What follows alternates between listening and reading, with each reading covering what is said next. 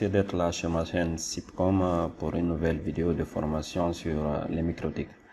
Alors, si tu n'es pas déjà abonné, je t'invite à cliquer sur le bouton s'abonner qui se trouve juste en bas de cette vidéo pour ne pas manquer mes prochaines vidéos de formation.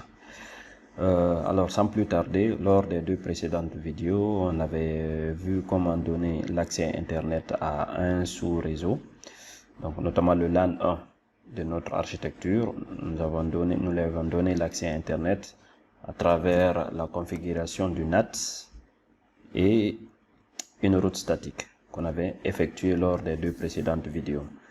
Maintenant, on va continuer aujourd'hui sur cette même lancée. On va, en plus du réseau câblé, du réseau LAN, on va activer et configurer le Wi-Fi sur ce même réseau. Dans ce cas, si on a un équipement wireless qui est là, il pourra être dans le même réseau local et accéder à Internet. Donc, sans plus tarder, nous allons ouvrir Winbox et partir dans Wireless, plutôt dans Interface. Donc, vous avez vu, cette fenêtre liste l'ensemble des interfaces disponibles sur le microtique. Il y a les interfaces physiques Ethernet de 1 à 10, il y a les deux LAN bridge que nous avions créés, et nous avons l'interface WLAN, c'est ça l'interface wireless. Alors, avant d'arriver à ce stade, il faudrait vous rassurer déjà que votre microtique, le modèle de votre microtique supporte le Wi-Fi.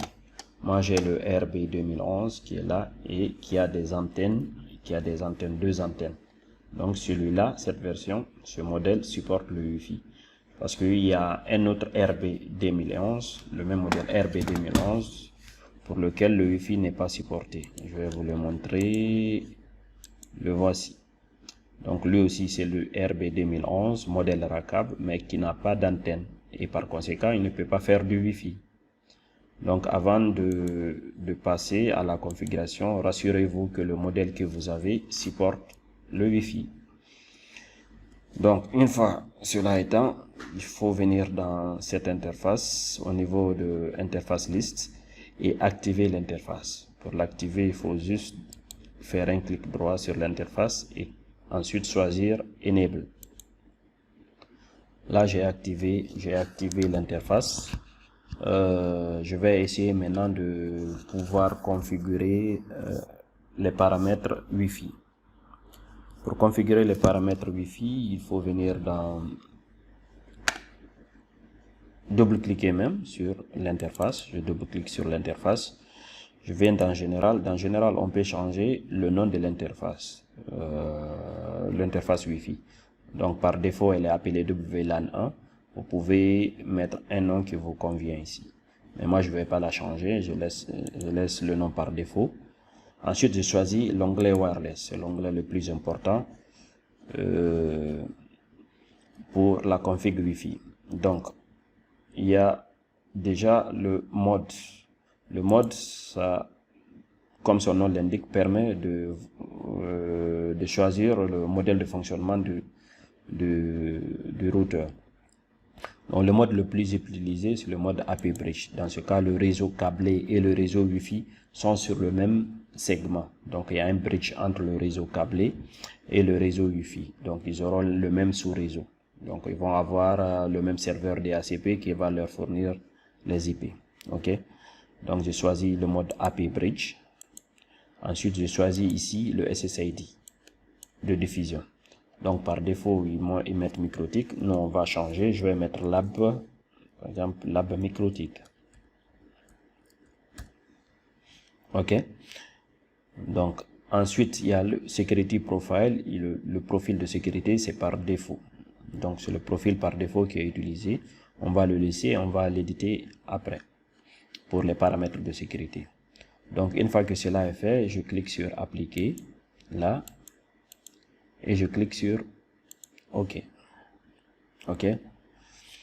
Ensuite, il faut partir éditer le profil de sécurité par défaut qui était là-bas. Pour le faire, il faut venir dans Wireless. Je clique sur Wireless et je pars dans Security Profile. Dans Security Profile, vous voyez, il y a aucun profil qui est configuré. C'est le profil par défaut qui est là. Donc je double-clique sur le profil par défaut et j'ai choisi le mode. Le mode ici de sécurité, j'ai choisi le Dynamic Key. Donc là, ça me permet de choisir les modes, les types d'authentification. Le type le plus utilisé, le plus sécurisé, c'est le WPA2 PSK. Ok. Donc j'ai choisi ce mode et je mets le mot de passe ici, le mot de passe que je veux. Donc je vais mettre par exemple un mot de passe de mon choix. Attention, il faut que le mot de passe aussi soit un peu robuste parce que le WPA2 il supporte au minimum 8 caractères. Donc vous pouvez pas taper 1, 2, 3 et valider, ça va pas marcher. Vous êtes obligé de mettre un mot de passe un peu robuste. Donc je clique sur appliquer. OK. Donc là, les paramètres Wi-Fi sont configurés. Les paramètres les plus importants. Bien sûr, il y a les options de channel, les canaux de fonctionnement. Là, on va pas toucher ça pour ce cours. Donc, je vous ai juste montré les paramètres les plus importants. À savoir, donc, le premier paramètre qu'on avait dit, en général, c'est le nom de l'interface. Ensuite, dans wireless, il faut choisir le mode de fonctionnement. On a choisi le AP Bridge. Dans ce cas, il va bridger, il va mettre un pont entre le réseau câblé et le réseau Wi-Fi. Donc, ils seront tous dans le même segment réseau. Ensuite, ici, le SSID. OK. Et la bande passante, c'est 20 MHz. Donc, je clique sur appliquer. OK.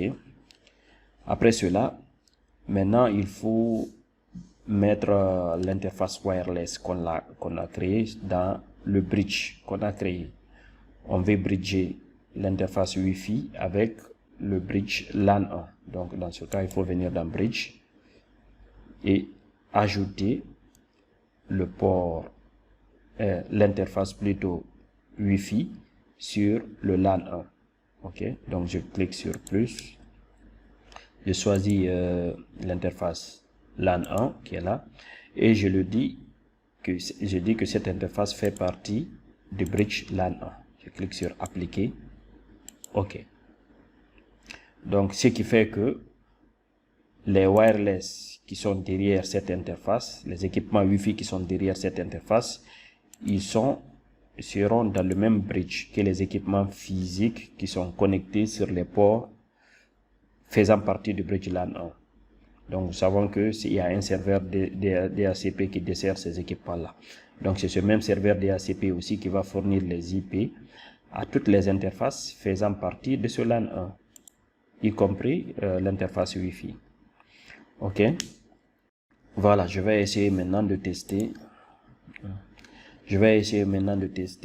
Si mon ordinateur a accès au Wi-Fi. Donc, pour cela, je clique ici. Et j'essaie de voir si je retrouve le SSID qu'on vient de créer. Voilà, il est là, la microtique. Donc je vais cliquer, je vais dire se connecter.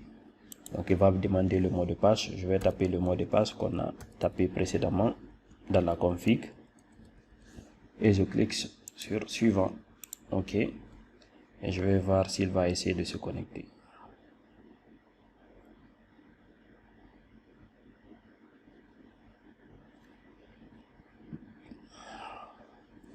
Voilà, justement, je suis connecté. Si je veux voir, est-ce que j'ai une adresse IP?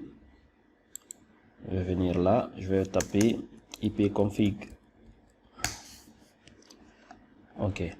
Vous avez vu, ça c'est mon adresse pour la carte Ethernet. La carte Ethernet physique branchée sur le port 2 du microtique qui a cette adresse IP 10.250. Mais un peu plus en bas, vous avez vu, j'ai une autre adresse IP 192.10.249. Donc, dans le même pool que le réseau câblé.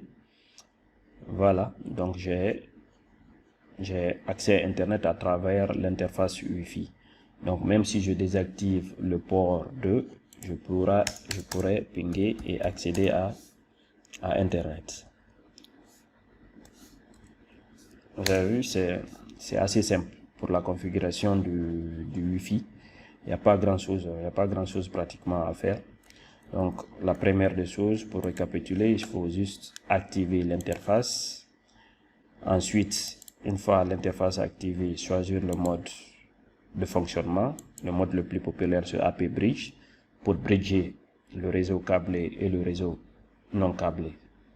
Ensuite, il faut mettre le SSID de ton réseau, de ton Wi-Fi. Donc ensuite, il faut éditer le profil de sécurité qui est là, le profil par défaut. Et pour le faire, il faut partir dans Wireless, Security Profile, double-cliquer, choisir le mode Dynamic Key, ensuite cocher le type d'authentification que vous voulez utiliser. Je vous le conseille, le WPA2 PSK, et vous tapez le mot de passe ici. Vous cliquez sur appliquer, OK. Et c'est tout. Voilà, j'espère que vous avez apprécié la vidéo. Donc c'est tout pour aujourd'hui. Je vous invite à vous abonner davantage sur la chaîne pour plus de vidéos de ce genre. À bientôt. Ciao.